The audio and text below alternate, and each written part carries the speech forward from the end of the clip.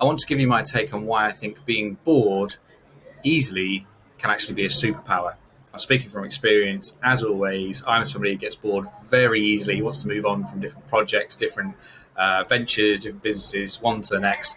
And I've managed to tune that over time to my benefit. What I was in the early days of what you might call somebody who starts a lot of things and doesn't finish many things. And in the end, often you don't get to see the fruits of your labor because you get bored before you're actually really going to get back the results. Now, this is why, another reason why I think actually people who fit this archetype of people who get bored very easily and need fresh, enlightening things to keep them invigorated, why freelance work, self-employed work, running a small business, running a micro business, whatever you want to call it, that is a great route in terms of a career for somebody who is like that, like myself. I'll explain why that is. Because when you're working in-house as an employee, particularly if it's in a large, sizable corporate business, you're going to be pigeonholed a little bit and you're going to be delivering something which, okay, yes, there may be some variety from day to day, but overall, you're delivering something very similar over a period of time, maybe for 12, 18 months, 2 years, 3 years before you move on to the next level, of which 60, 70% of the role may be similar and you'll get a little bit of freshness added on. For me, there's no way I could suffer that.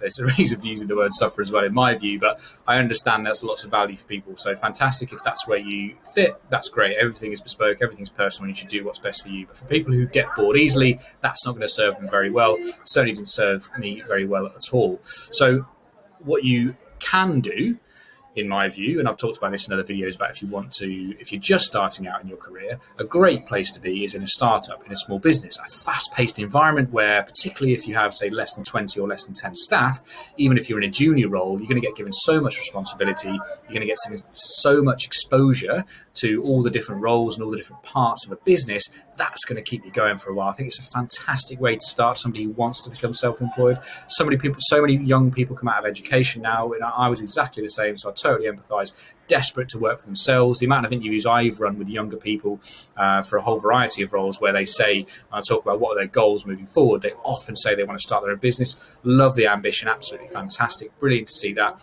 all for more entrepreneurs joining the field. But I do feel that getting some experience before you do that is possibly the best way to go about it. And again, as I say, particularly if you're of this personality type where you get bored very easily, in a startup or a small business can be great. Now, that's how you get started. But for somebody maybe who's done that or has had some experience for many years and you think about going self-employed or just starting out, it could be even better because you get bored easily. Because freelancing, by its very nature, or working self-employed by its various nature, depending on what you do, gives you a load of different problems and challenges and clients and project work and things coming in from day to day. The variety is fantastic. Now, you may know that my business is in digital marketing and I have an agency, multiple agencies, and I have freelance clients to do bits and bobs for on the side as well. So every day is different. Every day there's some variety. And that suits me down to the absolute ground. So if you're of that type, working in as self-employed can really help avoid the boredom and monotony that can set in perhaps in employed roles, because you're going to get that variety, you're going to be able to get on work on new projects, and over time as well, as you develop your credibility, you develop your pipeline, and you have lots of opportunities, you can obviously be a bit more selective about the projects you work on. So you may have worked in a particular sector for a period of time or worked on a particular type of project, you're getting a little bit bored, and you have the luxury of choice to say, okay, we've got 2 or 3 opportunities coming up.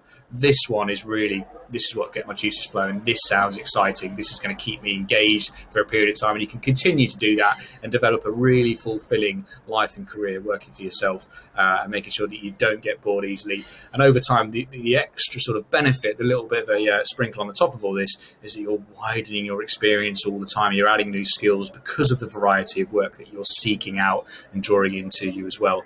So that's why I believe getting bored easily really can be a superpower when you work for yourself.